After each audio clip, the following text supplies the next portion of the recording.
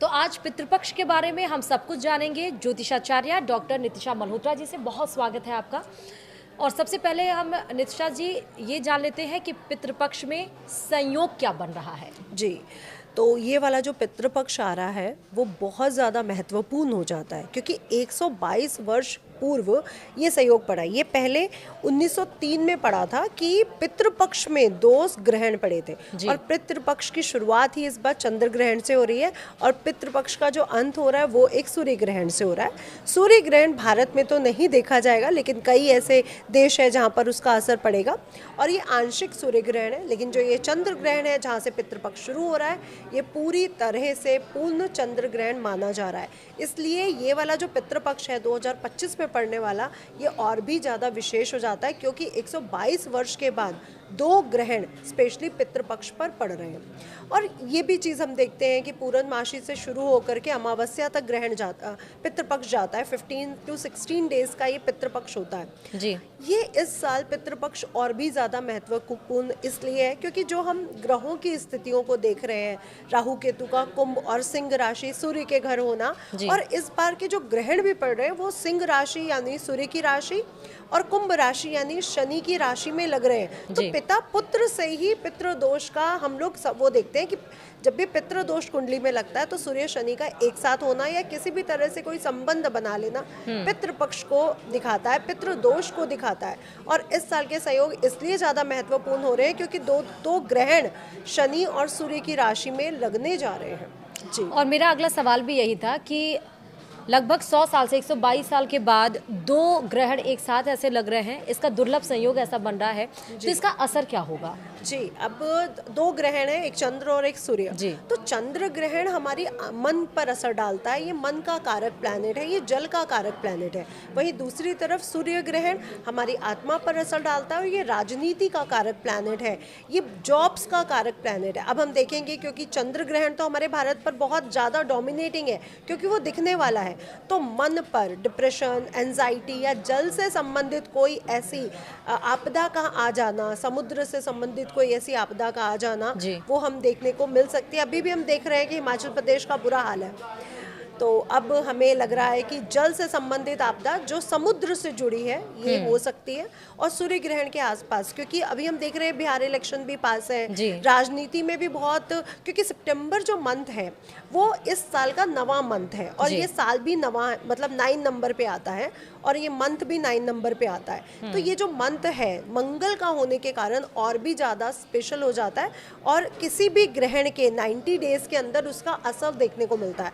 तो मुझे लग रहा है कि ये राजनीति पर भी बहुत बड़ा असर डालने वाला है, क्योंकि ये भी बात हो रही है कि मोदी जी 75 वर्ष के पूरे होने वाले हैं सितंबर मंथ में, तो राजनीति पर भी हम बहुत बड़ा उथल पुथल यहाँ पर देखने को हमें मिलेगा।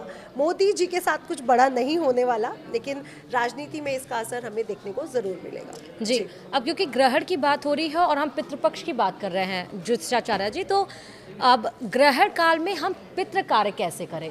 जी, ये बहुत अच्छा क्वेश्चन है, क्योंकि पितृ कार्य करना तो बहुत ज़रूरी है, और चंद्र ग्रहण और सूर्य ग्रहण ने हमें इंडिकेशन भी दे दिया है कि जिन जिन के बर्थ चार्ट में ये दोष है अब उनको अपनी बेल्ट बांध लेनी चाहिए, क्योंकि उन पे ये असर सबसे ज़्यादा देखने को मिलेगा। तो सबसे पहले जो पितृ दोष है वो कई प्रकार के होते हैं, जैसे देव दोष, ऋषि दोष और पितृ दोष। ये 3 दोष हैं, ये पितृ दोष की संज्ञा में आते हैं। लेकिन इसके बावजूद भी आपको बता दूं, स्त्री दोष, अजन्मा दोष, भाई का दोष, चाचा का दोष, हर तरह के दोष हमारी कुंडलियों में पाए जाते हैं। जी।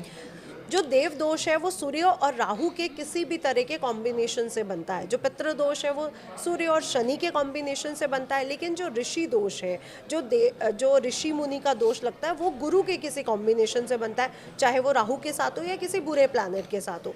तो अगर आपकी कुंडलियों में ऐसे दोष बन रहे हो, और पंचम हाउस, क्योंकि पंचम भाव हमारी बुद्धि का भी है, संतान का भी है, शिक्षा का भी है, लेकिन पिछले जन्मों के कर्मों को लाने, जो हम लेकर के आए हैं, जो हमने कैरी फॉरवर्ड किया पिछले जन्म से, उसको दिखाने का भी है।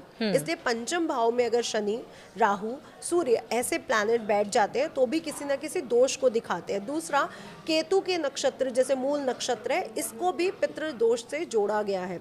अगर आपके बर्थ चार्ट में ये सब बन रहे हैं तो आपको पितृ दोष बनता है, और अगर बन रहा है तो आपको यहाँ पे पूजा करवानी, तर्पण करवानी बहुत ज़रूरी है, क्योंकि अगर आप ये सब कार्य नहीं करते हैं तो आपको इसका दोष लगता है, जिसके कारण आपके जीवन में कठिनाइयाँ आती हैं। शिक्षा का कठिनाई से प्राप्त होना, संतान का पैदा होने में दिक्कत आ जाना, शादी विवाह ना होना, और साथ ही साथ कामों में अड़चने आना, जैसे जॉब ना लगना, जॉब लग गई तो प्रमोशंस ना मिलना, बॉस के साथ खटपट रहना, पिता के साथ विवाद होते रहना। तो पितृदोष की ये डेफिनेशन है कि आपके जीवन में परेशानियां आएंगी ही आएंगी। जी। अब पितृपक्ष की बात करें या किसी भी पूजा की अगर हम बात करते हैं तो विधि विधान की भी बात करते हैं, तो पितृपक्ष की पूजा विधि क्या है और इसी के साथ साथ पितरों को मोक्ष कैसे प्राप्त भी होगा? ये बहुत अच्छा क्वेश्चन है कि पूजा विधि और मोक्ष की जो बात हो रही है, देखिए सबसे पहले हमारे शास्त्रों में गया जी की पूजा का स्पेशल विधान है। अगर हम मोक्ष की बात कर रहे हैं तो जो लोगों को पितृ दोष है वो लोग, या जिनके घर में अभी रिसेंटली कुछ सालों पहले ही डेथ हुई है या आकस्मिक डेथ हुई है, जैसे दुर्घटना में हो गई हो, तो वो लोग गया जी जाएं और अपने अपनों का, एंसेस्टर्स का, या अपने जो भी उनके रिश्तेदार गए उनका तर्पण ज़रूर करवा के आएँ, जिसमें पिंडदान, जल तर्पण, ब्राह्मण पूजा, कन्या पूजा, गौ पूजा, कौवे की पूजा, चींटियों की, क्योंकि जो पताल में भी जो निवास करते हैं वो भी हमारे पितृ हो सकते हैं, इसलिए उनकी पूजा का जो पूरा वो मिलता है, तो गया जी में पूजा करवा के आए। लेकिन अगर आप अपने शहर में ही अपने घर में बैठ के उनकी पूजा करना चाहते हैं तो मैं आपसे कहूँगी ये जो 16 दिन है, 7 सितंबर से शुरू होके 21 सितंबर तक, अपने हाथ में कुशा, काले तिल, जौ लेकर के और जल लेकर के आप दक्षिण दिशा की तरफ मुँह करके ओम सर्व पितृ देवताभ्यो नमः का जाप करते हुए उनको जल से तर्पण दीजिए। ऐसा करने से वो आपसे प्रसन्न होंगे। पितृ है क्या? पितृ हमारे वही रिश्तेदार हैं जो हमसे पहले चले गए, दादा दादी, नाना नानी, चाचा चाची, कोई भी हो सकता है, और कोई ऐसा भी हो सकता है जिसकी छोटी आयु हो, आकस्मिक मृत्यु हो।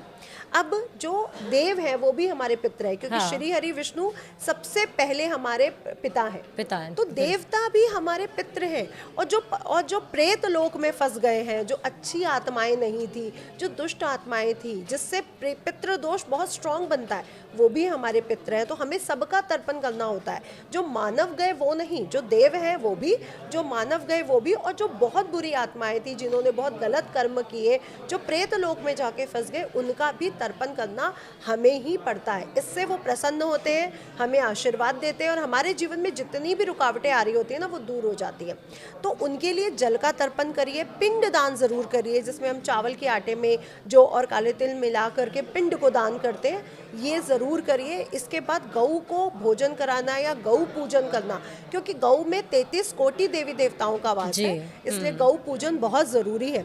और मानव जन्म से पहले हमारा जो जन्म होता है वो सबसे पहला गऊ का होता है, इसलिए उनको भी पूजन ज़रूरी है। इसके बाद जो पितृ हैं वो कोए से जाने जाते हैं।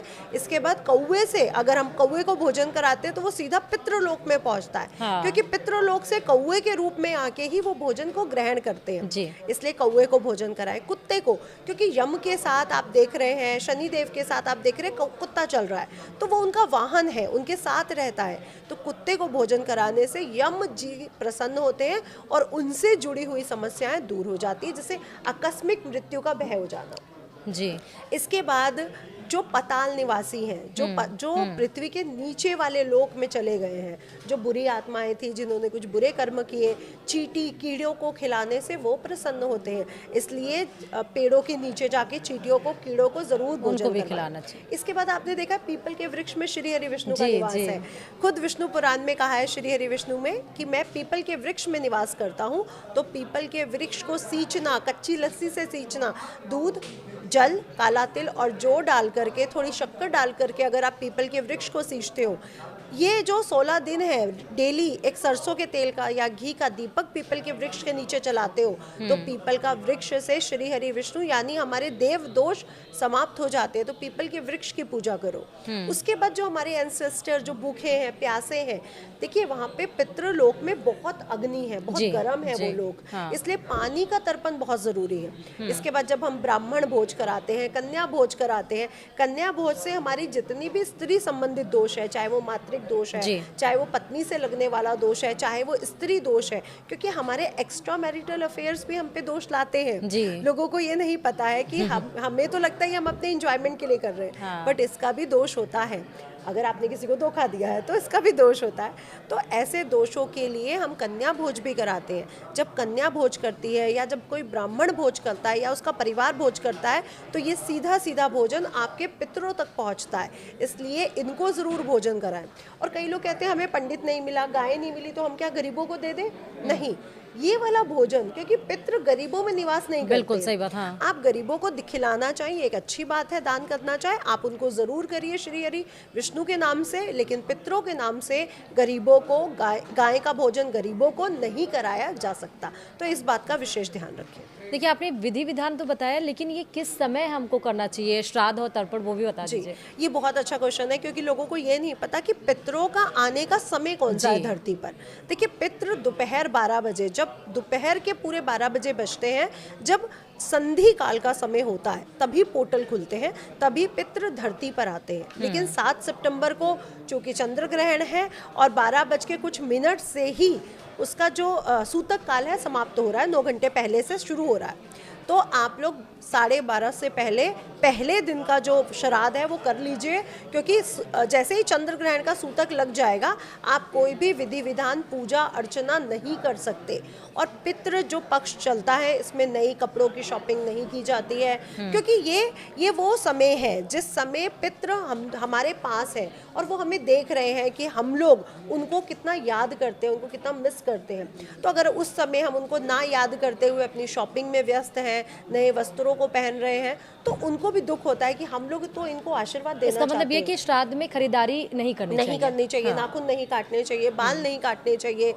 गंदी चीज़ें जैसे बहुत ज़्यादा कपड़ों को धोना दोपहर 12 बजे, अगर आपको कपड़े धोने हैं तो आप अब तर्पण करने के बाद धो लीजिए या सुबह पहले धो लीजिए, लेकिन गंदी चीज़ें नहीं निकालनी चाहिए। इसलिए हर त्योहार से पहले अपने घर की सफाई का भी विधान होता है। हाँ। तो पितृ भी धरती पर आ रहे हैं, अपने घर की आपने जो सफाई करनी है वो 7 सितंबर से पहले कर लीजिए, अन्यथा आपको यहाँ पे जाले उतारना, ये सब काम, नाखून काटना, ये सब काम नहीं करना चाहिए। हाँ, जो छोटे बच्चे हैं या जो बुजुर्ग हैं, अगर वो करना चाहते हैं किसी कारणवश तो कर सकते हैं, लेकिन सबको नहीं करना चाहिए। जी। मतलब मेरा ये सवाल भी था कि क्या खरीदारी वर्जित होती है, तो आपने बता दिया कि खरीदारी नहीं करनी चाहिए, लेकिन चाहिए। हाँ। देखिए, पितृ हमें आशीर्वाद देना चाहते हैं, लेकिन हम उनको भूल चुके हैं, क्योंकि साल में पूरा साल तो हम उनके लिए कुछ करते नहीं है। फिर श्राद्ध पक्ष आता है 15-16 दिन का, तो हम लोग सारे एक्टिवेट हो जाते हैं। तो पहले तो मैं कहूँगी आप सबको पूरा साल उनको प्रसन्न रखना चाहिए। हर अमावस, हर पूर्णमासी पर उनके जल के नाम, उनके नाम का जल से तर्पण करिए, ओम पितृ देवताभ्यो नमः का जाप करते हुए।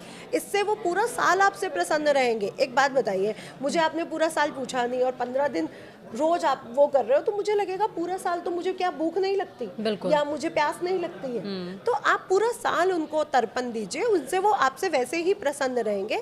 और पितृपक्ष तो एक एंजॉयमेंट का टाइम है जिस समय उनका आशीर्वाद आपको प्राप्त हो सकता है।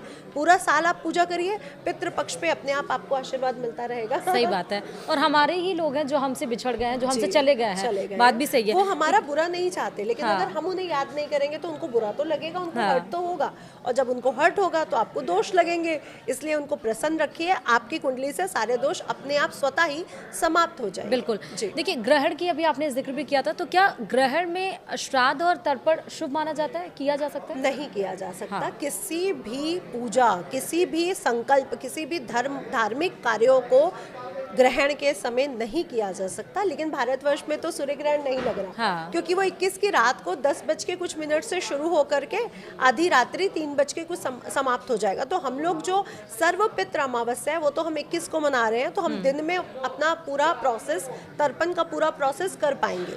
लेकिन जो 7 सितंबर है, जिस दिन चंद्र ग्रहण है, वो कृपया ध्यान रखें कि 12:30 बजे से पहले आपका तर्पण हो जाना चाहिए। जो लोग पहली तिथि पर तर्पण करते हैं, प्रथम तिथि पर, क्योंकि तिथि वाइज तर्पण होता है, आपके एंसेस्टर जब गए हैं उनकी तिथि वाइज तर्पण करिए। और जिनको तिथि नहीं पता है वो सर्व पितृ अमावस्या यानी 21 सितंबर को अपने पितरों का तर्पण कर सकते हैं। जी जी। देखिए, आप सब लोग ये जानते होंगे, बहुत सारे लोगों को आप अगर अपनी कुंडली दिखाएं या हाथ दिखाएं तो आपको पता चलता होगा कि आपको पितृ दोष है। जी। तो अब ज्योतिषाचार्य से समझते हैं कि पितृदोष से बचाव कैसे करें और उसमें मोक्ष की प्राप्ति कैसे हमें हो। हाँ, जैसे आपको पता चल गया कि अब हमारी कुंडली में पितृदोष है। पितृदोष का डेफिनेशन थोड़ा सा अगर आप घर पे बैठे भी उसको समझना चाहें तो समझिए, आपके हर काम में बाधा आना, ये पितृदोष है। आपको संतान उत्पन्न ना होना या संतान पैदा होने में बहुत दिक्कतें होना, ये पितृदोष है। जॉब लग गई है बट मैं MBA करके बैठा हूँ और बहुत अच्छी यूनिवर्सिटी से, मेरी कैपेबिलिटी बहुत स्ट्रांग है, लेकिन मुझे जॉब उस तरह से नहीं मिल रही है, या मैं अपने इच्छा वाली जॉब नहीं कर पा रहा हूँ, या मेरी जॉब में बहुत प्रॉब्लम्स है, बहुत पॉलिटिक्स हो रही है, बॉस सुनता नहीं है, रोज मैं डांट खाता हूँ, तो ये सब भी पितृदोष के लक्षण है। आपकी पढ़ाई पूरी नहीं हो पा रही, आपका विवाह नहीं हो पा रहा है, ये भी पितृदोष के लक्षण है। पैसा तो खूब कमा रहे हैं लेकिन रुक नहीं रहा है, घर में लड़ाई झगड़े हैं, हर समय विवाद होते रहते हैं, पति पत्नी में विवाद है, माँ बेटे में विवाद है, पिता पुत्र में विवाद है, तो ये भी पितृदोष के लक्षण है। इसके लिए अपने पितरों को प्रसन्न करने के लिए हर पूरा साल पूर्णमासी अमावस्या को उनके जल से उनको तर्पण कीजिए। दाहिने हाथ में जल लीजिए, कुशा आपके हाथ में होनी चाहिए। जल लेने के बाद काले तिल और जौ लीजिए, दक्षिण दिशा की तरफ मुंह करते हुए ओम यम देवताभ्यो नमः, ओम पितृ देवताभ्यो नमः का जाप करते हुए लोटे से जल गिरा दीजिए किसी परात में। ये जो तर्पण है ये सीधा आपके पितरों तक जाता है। दूसरा, जो लोग सरोवर नदियों में स्नान नहीं करते हैं उनको कम से कम साल में एक बार, स्पेशली पितृपक्ष पर या पूर्णमासी अमावस्या, नदियों में जाकर के स्नान करना चाहिए। इससे भी हमारे पितृ प्रसन्न होते हैं, क्योंकि पितृलोक में बहुत गर्मी है, बहुत गर्म है, बहुत अग्नि है, कहा जाता है ना, वहाँ पे जलाया जा रहा है, तेल में तला जा रहा है, तो वहाँ पे गर्म है बहुत। हम जब भी नहाते हैं तो हमारे में एक जनेऊ संस्कार होता है जो पुरुषों के साथ होता है। आप जब नदियों सरोवर में नहाते हैं तो आप जनेऊ को से पानी को निचोड़ते हैं, वो सीधा पानी पितरों तक पहुंचता है। आज जनेऊ पहनना लोग भूल चुके हैं, आज लोग बाथरूम में नहाते हैं। और आप दूसरा ये देखिए, जब हम लोग नदियों में स्नान करते हैं तो हम सूर्य देवता को जल देते हैं, देते हैं ऐसे, इष्ट देवी कुल देवता को, पितरों को याद करते हैं, लेकिन बाथरूम में हम किसी को याद नहीं करते। और दूसरा, आज आपको ये बहुत क्लियर कर दूं, जो पूरे बाथरूम में पूरी नग्न अवस्था में स्नान करते हैं ये गलत है, ये हमारे शास्त्रों के विरुद्ध बात है। जैसे नदियों में आप वस्त्र पहन के स्नान करते हो ऐसे ही स्नान करना चाहिए। इससे भी हमारे पितृ दुखी होते हैं, रुद्र यानी रोने लग जाते हैं, क्योंकि वो हमारी जो गलतियां हैं वो नहीं देख पा रहे होते। जैसे हमारे पेरेंट्स, हम लोग गलतियां करते हैं तो उन्हें नहीं देख पाते ना, उन्हें लगता है गलत कर रहे हैं। इसलिए अपने बाथरूम में भी आप नहाएं तो पूरी नग्न अवस्था में नहीं होना चाहिए। कॉटन का कपड़ा लपेट सकते हैं या अपने अंडरगारमेंट्स पहन के भी आप स्नान कर सकते हैं। जी, तो पितृदोष में, मतलब पितृपक्ष में आपको खरीदारी नहीं करनी चाहिए, क्या क्या काम आपको नहीं करना चाहिए वो आपने ज्योतिषाचार्य से सुना। पितृ अगर आपके नाराज है, पितृदोष है, तो उससे क्या उपाय करना चाहिए, कैसे उसे बचना चाहिए, आपको मोक्ष की प्राप्ति कैसी होगी, और ये सब आपने बता दिया। जी, क्योंकि तर्पण की बात हो रही है तो जल तर्पण हम कर चुके हैं। पिंडदान हमें करना चाहिए, वो किसी पंडित जी के द्वारा ही होगा। और दूसरा, गया में जाके पूजा करवाना या हरिद्वार जाकर के पूजा कराना या कुरुक्षेत्र पहेवे जाकर के पूजा करवाना, ये सब आप करा सकते हैं। बद्रीनाथ में पूजा हो सकती है। लेकिन जो पितरों का सबसे विशेष स्थान है वो गया जी बिहार में है, तो अपने पितरों के नाम से अगर गया जी बिहार जाके पूजा कराई जाए, एक जन्म में कोई एक बार भी करवा देता है तो भी हमारे पितृ प्रसन्न हो जाते हैं। लेकिन इसका मतलब ये नहीं कि पूरा साल आपने कुछ करना ही नहीं उनके लिए। बिल्कुल सही। जैसे तो हम अपने पेरेंट्स को कॉल करते हैं, उनके हालचाल पूछते हैं, तो उनका भी हालचाल पूछते रहिए। मतलब अगर आपके पितृ नाराज है या पितृ दोष है तो आपको क्या उपाय करने चाहिए, या ये आपने समझा, और साथ ही कौन सी घटनाएं घटती हैं अगर आपके पितृ नाराज होते हैं वो भी आपने समझ लिया ज्योतिषाचार्य जी से। अब हम ये जानते हैं कि पितृपक्ष के देवता कौन से? ये बहुत अच्छा क्वेश्चन है। और पितृपक्ष के जो देवता है वो पितृ देवता है। पितृ, हमारे सबसे पहले पितृ कौन से हैं? ये शास्त्रों में लिखा है कि हमारे सबसे पहले पितृ हमारे पालनहारा श्री हरि विष्णु है। इसलिए पितृपक्ष के देवता पितृ हैं और इस पूरे 15-16 दिन पितरों की ही पूजा होती है। और पितृ कौन होते हैं? आपके पितृ मेरे पितृ नहीं हो सकते। मेरे पितृ ही मेरे पितृ होंगे। आपके पितृ आपके नहीं, दूसरे के लिए वो प्रेत हो सकते हैं लेकिन पितृ नहीं हो सकते। और दूसरी बात, कोई भी मनुष्य किसी के नाम से भी पितृदोष की पूजा करवा सकता है। यानी अगर कोई ऐसी सूक्ष्म आत्मा है जो अभी तक पितृलोक या स्वर्ग लोक नहीं पहुंची है, तो उसके नाम से कोई भी, जैसे आकस्मिक मृत्यु हुई या हमने देखा कोरोना काल में कितने लोग अपने अपनों की लाशें फेंक के चले गए, तो उनके नाम से कोई भी मनुष्य तर्पण करा सकता है। तर्पण कराने के लिए जरूरी नहीं है कि वो घर का ही कोई डीएनए या ब्लड से रिलेटेड कोई रिश्तेदार हो, कोई भी किसी के भी पितरों का तर्पण करवाया जा सकता है, किसी के भी हाथों से। लेकिन हाँ, पितृ अपने जो डीएनए है, अपना जो ब्लड रिलेशन है, उनके तर्पण से ही जल्दी प्रसन्न होते हैं। लेकिन अगर किसी का कोई भी नहीं है तो उसके लिए कोई भी तर्पण करवा सकता है। इसमें हम एक और क्वेश्चन जोड़ देते हैं कि स्त्रियां क्या करवा सकती हैं। मैं उस क्वेश्चन पे आऊंगी, लेकिन इससे रिलेटेड एक और मेरा सवाल है कि जो बंधे हुए पितरों हैं उनको कैसे खोला जाए? हाँ, ये बहुत अच्छा क्वेश्चन है, क्योंकि जो बंधे हुए पितर है, इसका मतलब ये होता है कि जब आपके पितरों की डेथ हुई या कोई आकस्मिक मृत्यु हुई, उस समय उस प्रेत को बांध लेना, यानी उस सूक्ष्म आत्मा को अपने बंधन में कर लेना। ये किसी तांत्रिक के द्वारा किया जा सकता है, या उस समय जो डेथ हुई है उस समय उस जगह के स्थितियां भी ऐसी हो सकती हैं कि वहाँ पे कोई बंधन हो। अगर ऐसा हो चुका है तो ये जो क्रिया है ये गया जी शक्तिपीठ जाके ही होगी। गया जी जो पीठ है वो पितरों का शक्तिपीठ है, इसलिए ये बंधन वहीं जाकर के खोला जा सकता है। दूसरा, किसी अच्छे आचार्य तांत्रिक द्वारा भी ये खुलवाया जा सकता है, क्योंकि क्या होता है कि जब हमारे घर में किसी की डेथ होती है तो उसमें एक क्रिया होती है जिसमें कपाल को तोड़ा जाता है जी। अगर ये क्रिया नहीं हुई है तो उस आत्मा का बंधन किया जा सकता है। या आकस्मिक मृत्यु हो गई और घर वाले बहुत लेट पहुंच रहे हैं वहां तक, तब भी किसी भी आत्मा का बंधन किया जा सकता है। तो ऐसी योग्य तांत्रिक या शक्तिपीठ जो हमारा पितृ शक्तिपीठ है गया जी, इसमें जाकर के इसकी पूजाएं करवाई जा सकती हैं। अच्छा, ये पितृ बंधे हुए हैं, इस बात का पता ऐसे ही चलता है कि लेट हम पहुंच रहे हैं या आपने जो बताया वो ना हो पाए? देखिए, अगर डेथ की जो पूरी प्रोसेस है, जो पूरी क्रिया है, जो पंडित जी के द्वारा करवाई जाती है, अगर वो सही से नहीं हुई है तो ये मोस्ट पॉसिबिलिटीज होती हैं, क्योंकि जहाँ पे भी आप अग्नि दहन करते हैं या जहाँ पे भी बहाते हैं, वहाँ पे जो तांत्रिक है, देखिए हम सबको सर्वेंट चाहिए। माँ के पास जो पराशक्ति है उनके पास भी 64 योगिनियां हैं जी, सबके पास सेविकाएं हैं, हमें भी अपने काम कराने के लिए सेवक चाहिए जी। तो तांत्रिकों को क्या सेवक नहीं चाहिए होंगे? बिल्कुल सही। और उनके सेवक कैसे होते हैं? सूक्ष्म आत्माएं। जाओ तुम उसका ये काम बिगाड़ दो, जाओ हस्बैंड वाइफ में लड़ाई करवा दो, जाओ काम ऐसा करवा दो कि बॉस उसको डांटने लग जाए। तो तांत्रिक जो ऐसे कार्य करते हैं वो आत्माओं को बंधन में रखते हैं, उनसे ही तो कराते हैं, क्योंकि आपको जो चीजें दिख नहीं रही है, मतलब कोई अप्रिय घटनाएं आपके घर में लगातार हो रही हैं कुछ ऐसी, तो इसका मतलब ऐसा है कि पितृ बंधे हुए हैं या पितृ दोष है, कुछ कोई तांत्रिक क्रियाएं करवाई जा रही है। दोनों में से कोई भी कुछ हो सकता है। और आप कह रही थी कि स्त्रियां इसमें क्या करना चाहिए उनको या क्या नहीं करना चाहिए, प्लीज बताइए। देखिए, पहले तो पितृ दोष के लिए या शरीर के पूरी अग्नि जो दी जाती है उसके लिए स्त्रियों के लिए कोई भी वो नहीं लिखा गया, पुत्रों के लिए लिखा गया।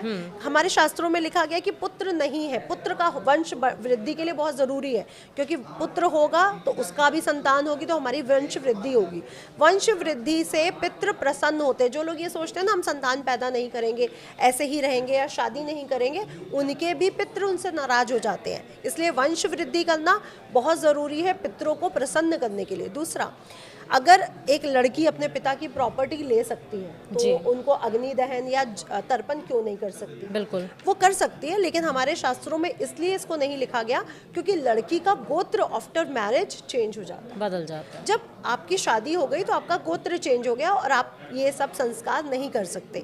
लेकिन जिस घर में पुत्र है ही नहीं, उस घर में लड़कियां ये संस्कार कर सकती हैं या अपने बेटे से भी करवा सकती है, क्योंकि जो दोता होगा या जो पोता होगा वो अपने नानी नाना का या दादा दादी का किसी का भी श्राद्ध कर सकता है। किसी कारणवश स्त्री का तलाक हो चुका है, संतान भी नहीं है और पिता भी नहीं है, तो वो क्या करे? तो वो किसी योग्य ब्राह्मण के साथ बैठकर इस पूजन को, इस संस्कार को करवा सकती हैं। ऐसा बिल्कुल भी नहीं है कि वो नहीं करवा सकती। दूसरी बात, आप अपने ससुराल वालों का भी तर्पण कर सकते हो और अपने मायके वालों का भी कर सकते हो, क्योंकि सीता जी ने भी तो, जब राम जी लेट हो गए थे, सीता जी ने भी अपने ससुराल वालों का तर्पण किया था। इसलिए स्त्रियां करवा सकती हैं। और इसमें महिलाओं को यानी कि स्त्रियों को क्या नहीं करना चाहिए? स्पेशली ध्यान रखना चाहिए कि वो मासिक चक्र में ना हो और गर्भवती ना हो। अगर वो गर्भवती है या मासिक चक्र में है या ब्रह्मचर्य के पूर्ण पालन नहीं कर रही हैं तो वो तर्पण में नहीं करवा सकती। यानी आप देखती हैं कि अगर आप मैरिड लाइफ को जी रही हैं दाम्पत्य जीवन से, तो आप किसी भी पूजा से पहले आपका हेयर वॉश होना, नहाना, ये सब चीज़ें ज़रूरी है। तो अगर आप ये सब कर रहे हो तो आप तर्पण करवा सकते हो, अन्यथा आपको इन सब बातों का ध्यान रखना चाहिए। ठीक है। अब क्योंकि हम पितृपक्ष 2025 की बात कर रहे हैं तो श्राद्ध की तिथियां कौन सी हैं वो भी बता दीजिए।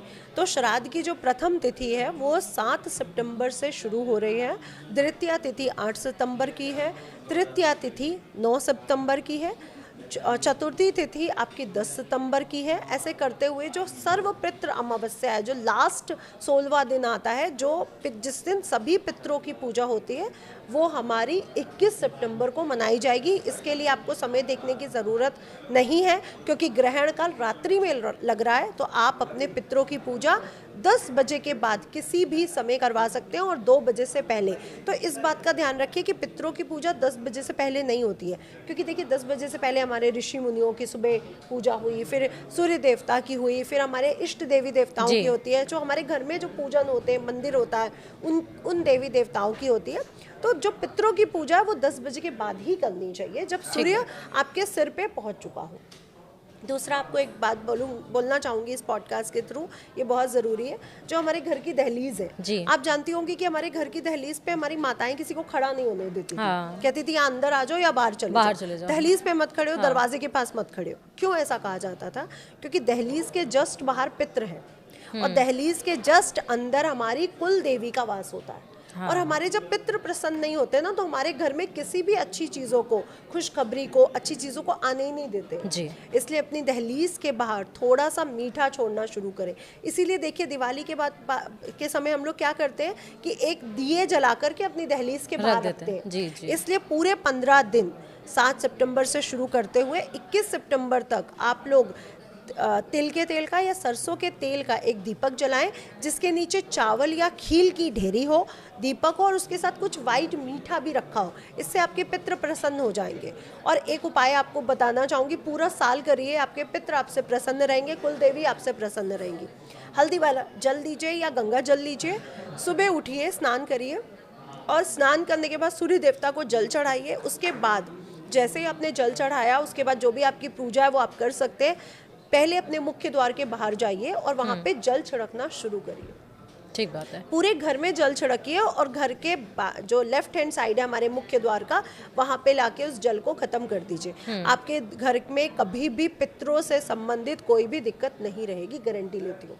देखिए पहले की लेडीज सुबह उठते ही घर के मुख्य द्वार को साफ करती थी, झाड़ू लगाती थी, फिर जल का छिड़काव करती थी कि मिट्टी ना उड़े। आज भी ये परंपरा दक्षिण भारत में, साउथ में आज भी बरकरार है। रंगोली बनाना तुरंत सारे घरों के सामने पानी से लेपना। तो इससे क्या होता था, पानी जब वहाँ पड़ता है ना दहलीज के बाहर, हमारे पितृ प्रसन्न हो जाते हैं। तो वहीं से आगमन है उनका, वहीं से वो हमारे जीवन की खुशखबरियों को आने देंगे। और दहलीज के अंदर कुल देवी का वास होता है। इसलिए अपने घर के मंदिर में पूजा जरूर करिए नित्य प्रति। अगर आप वहाँ पे पूजा करनी बंद कर दोगे तो कुल देवी नाराज हो जाएगी। कुल देवी के नाराज होने से आपका प्रोटेक्शन पूरी तरह से समाप्त हो जाएगा। ठीक है, इसलिए उनकी पूजा बहुत जरूरी है।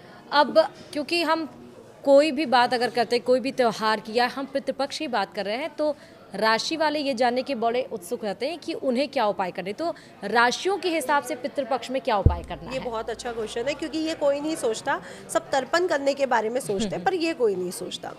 अब हम मेष राशि को जानते हैं कि वो मंगल ग्रह से युक्त हैं और मंगल ग्रह उनके स्वामी हैं। इनको क्रोध जल्दी आता है।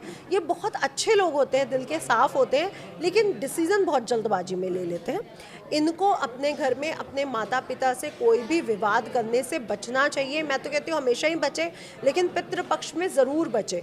और जब भी आप तर्पण कर रहे हैं तो उसमें गुड़ का दान करना या ब्राह्मण भोज में गुड़ से बनी चीज़ें खिलाना बहुत ज़रूरी है। अगर आप ऐसा करते हैं तो आपको पितृ आपसे जल्दी प्रसन्न होते हैं। वृषभ राशि की बात कर लेते हैं। वृषभ राशि के स्वामी ग्रह शुक्र है। आपके जीवन में जितना भी कंफर्ट है, लग्जरी है, शुक्र ग्रह से हमें मिलता है। और अगर हमारे पितृ प्रसन्न नहीं है, उनको हम लग्जरी नहीं दे रहे हैं, उनको हम कंफर्ट नहीं दे रहे, तो हमारे जीवन में भी वो चीज़ें नहीं आ सकती हैं। इसलिए जब भी आप पितृपक्ष में अपने पितरों का तर्पण करें, उस समय ब्राह्मण के भोजन में, गाय के भोजन में, कौवे के भोजन में खीर रखना बिल्कुल भी ना भूलें। अब हम बात कर लेते हैं मिथुन राशि की। मिथुन राशि 2 स्वभाव राशि है और मिथुन राशि वाले कई बार बहुत कंफ्यूज देखे जाते हैं। मिथुन राशि के लिए मैं कहूँगी, अपने पितरों के तर्पण में आपने पालक या मूंग साबत की जो दाल होती है उसका दान करना या उससे संबंधित भोजन बनवाना बिल्कुल भी नहीं भूलना। आप पालक के पकोड़े बनवा सकते हैं, मूंग दाल बनवा सकते हैं, ऐसा कुछ भी आप उनको उनके भोजन में युक्त कर सकते हैं।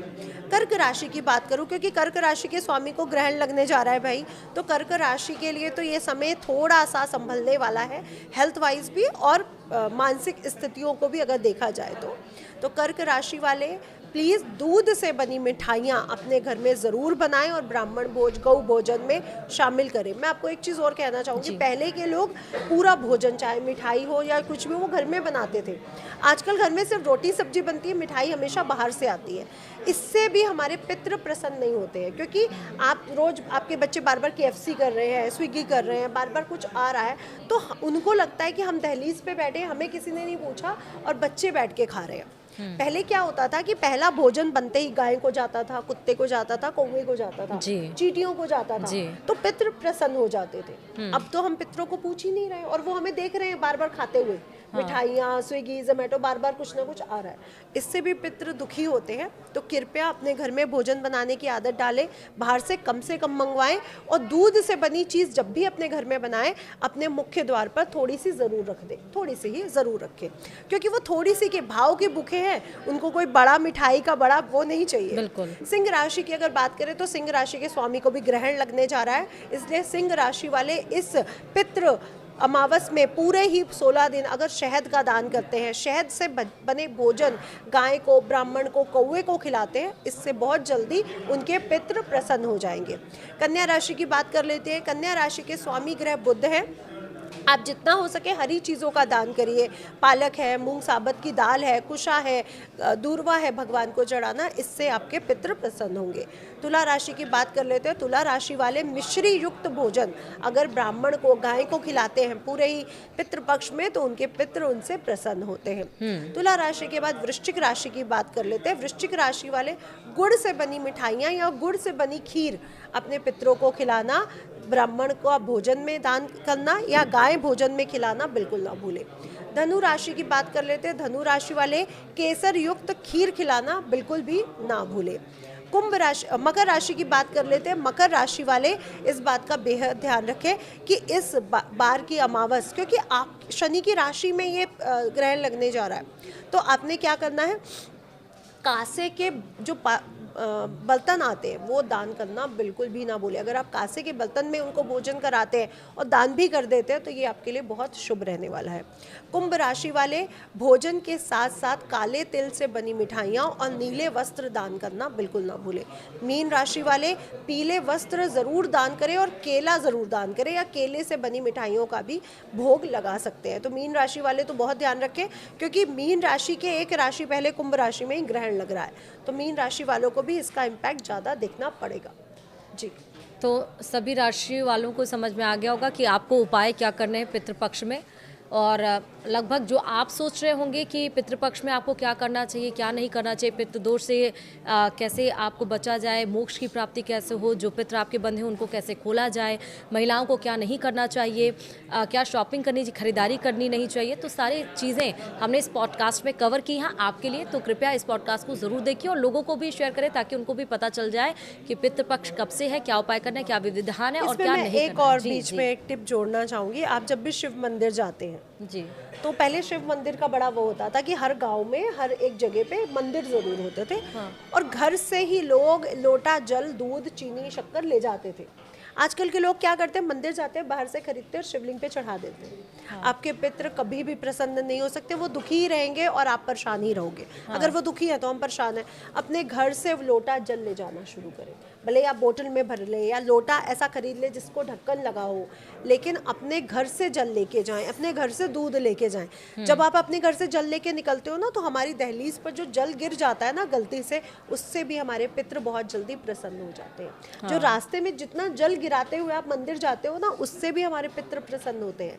इसलिए अपने पितरों को प्रसन्न करने के लिए शिवलिंग के ऊपर जो जल चढ़ा रहे हैं, इससे शिवजी भी बहुत जल्दी प्रसन्न हो जाते हैं। अपने घर से ले जाना शुरू करिए। पहले के लोग देखिए कितने संपन्न थे जी, अपने घर से जल ले जाते थे सुबह उठते ही जी। आजकल के लोग वहीं मंदिर जाते हैं, वहीं सब चीजें बाहर से खरीदते हैं और चढ़ा देते हैं। तो ये आप टाइम को वो कर नहीं रहे हैं, बचा नहीं रहे, बल्कि आप अपने जीवन में मुसीबतों को बुला रहे हैं। तो ऐसा बिल्कुल भी ना करें। तो आप जल चढ़ाइए तो घर से जल लेकर जाइए जी। बाहर से मत खरीदिए, मंदिर के बाहर से।